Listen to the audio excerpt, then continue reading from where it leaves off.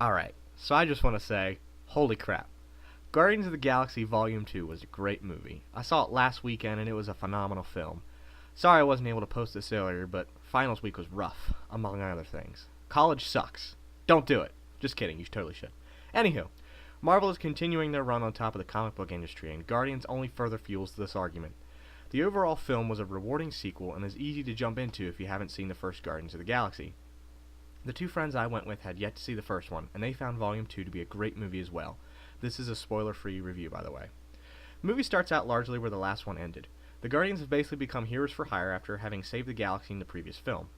The opening sequence is just absolutely hilarious. After the Guardians do their job, the plot begins to unravel around the main story arc of the film, which is Peter Quill, aka Star-Lord, finding out who his father really is. There's some really nice character development for all the characters here, and you really begin to feel for them as the movie progresses. They almost become like a family. So, obviously, everyone loves Baby Groot. He's one of the highlights of this movie, and I don't think anyone really expected anything less. I mean, seriously, like, look at him. He's so adorable. Oh my gosh, I can't handle it. He's just great. Once again, the soundtrack was absolutely spectacular. They've got Fleetwood Mac, Glenn Campbell, The Sweet, Electric Light Orchestra. I mean, talk about vintage. Holy crap. There were some really powerful scenes at the climax of this film that honestly had me tearing up at the end.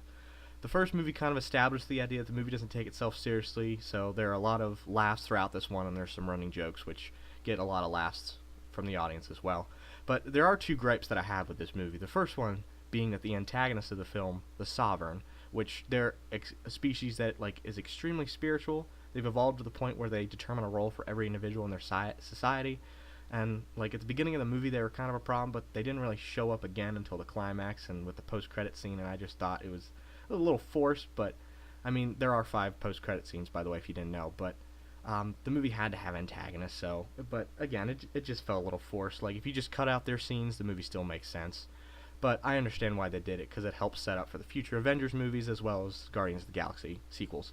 The other gripe I had at the end of this movie was there was this really emotional moment between two of the characters.